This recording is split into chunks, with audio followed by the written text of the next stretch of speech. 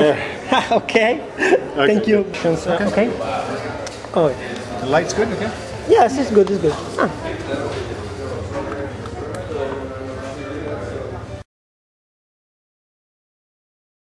Okay. Nothing. Hello, good morning and thank you Mr. Paul Haggis, director of Crash and screenwriter of Million Dollar Baby and Letter from Iwo Jima.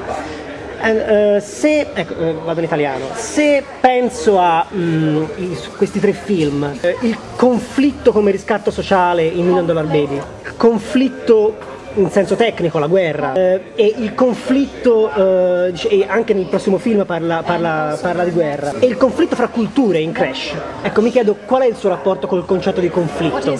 I'm very conflicted.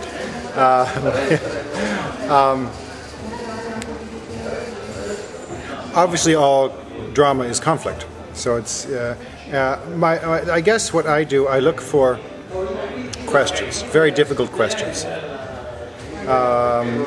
choices that we have to make, conflicts that are impossible, that I couldn't make. I wouldn't know what was right or wrong myself, and I put my characters in those positions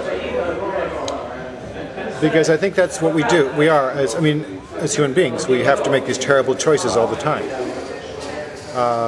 Some of us go through our whole lives and maybe only have to make one or two. Others, like in Iraq, have to make those choices every few minutes sometimes, or every day, every week. So, and as it was in World War II, they had to make terrible choices all the time. I like to put my characters under great pressure, like Crash. I like to put them under great pressure and then see what they do. Because it's only through pressure, through conflict, that we find out who characters really are. Otherwise, it's just meeting people socially, and everyone's nice socially. Put them under pressure and see what they do.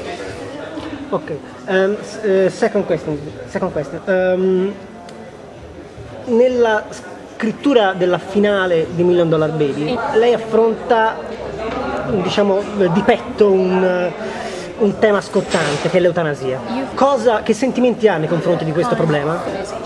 Again, it is why I want to write about it is because there is no right answer.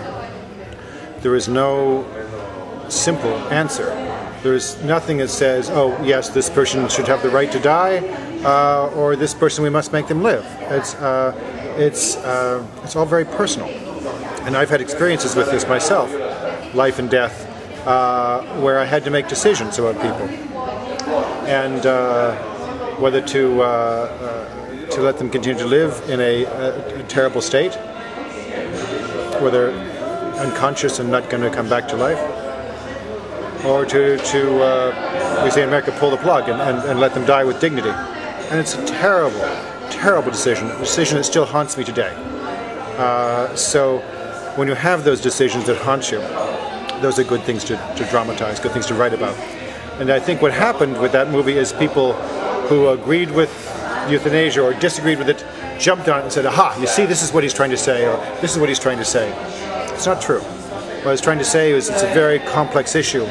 And in this case, that's what this person wanted to do. But I thought if I was going to put that person, the woman, in the position where she wanted to die, then I had to have conflict. I had to have the person who knew that if he helped her die, he would lose the only thing he valued, which was his immortal soul. He would be destroyed by this decision. And so then that's a choice. Do I sacrifice myself and my immortal soul for this woman?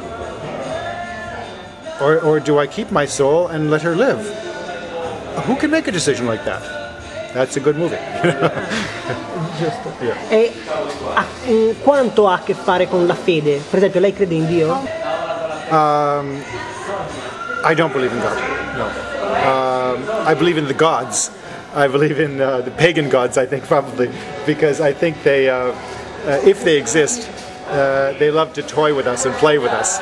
And especially, particularly they love the sin of pride. And that's what I wrote Crash about, the sin of pride. Because as soon as we know who we are, we're very proud of ourselves, and I am a good person, well, the gods will come along and smack you down and say, oh yes? Well, watch this, make this decision now. And that was Ryan Philippe's character. He knew he was a good man.